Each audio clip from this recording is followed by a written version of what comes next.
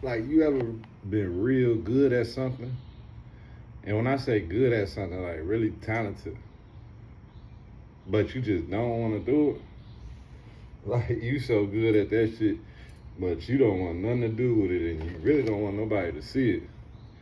You just want to keep it for yourself. You want to treasure it for yourself. You want to enjoy it as you move throughout the world for your own presence. You're not really looking to put it out there or share it amongst people or put it in people's face in any type of way.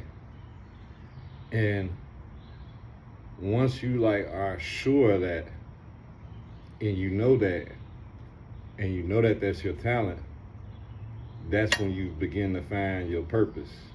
That's when you begin to step into your calling, because you're not gonna want to do what God assigned you to do, but you're gonna be happy with what He gave you.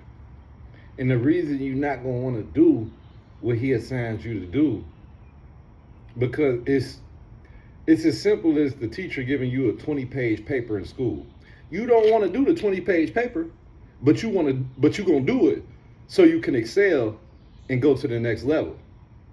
And you might be wonderful at writing, but you'll sit there and dread doing the paper because you don't want to take your time to do it, and the thoughts that you have are so substantial to the point that you don't want people to critique them or make any comments on them, and you want to save all the information for yourself.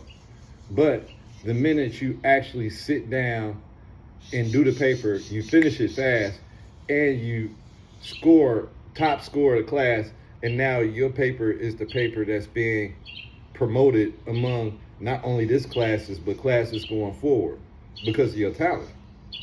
But people that don't got no talent, they just go in for the kill and do whatever, or they wait last minute.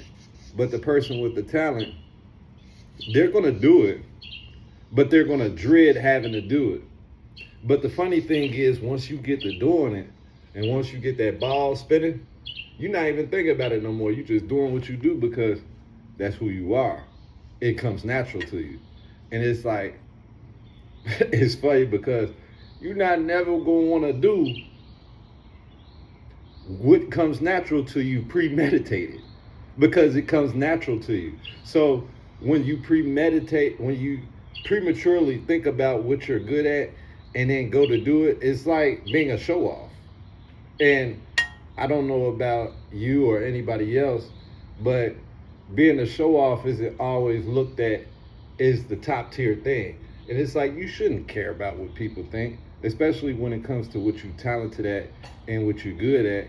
But I honestly feel like the problem and everything that's aligned with that comes from when God has blessed you with something and you have a ability, you have a talent, and you're not only sure of it, but you're good with it and you're comfortable with it.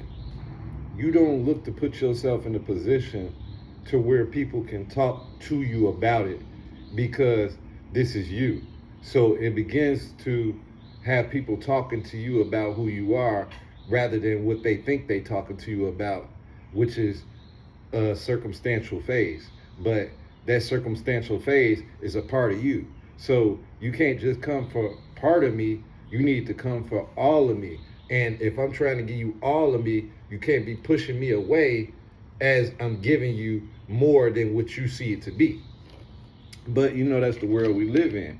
It's like nothing's ever enough, and then when you're doing what you're supposed to do, you're doing too much.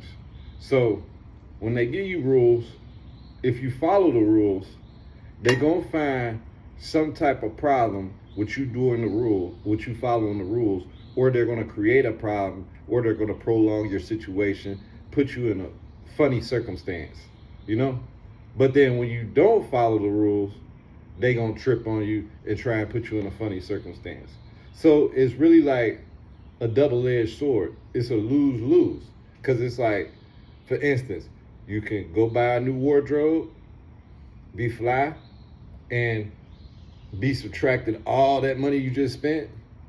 Or You can keep all your money and not get the new wardrobe.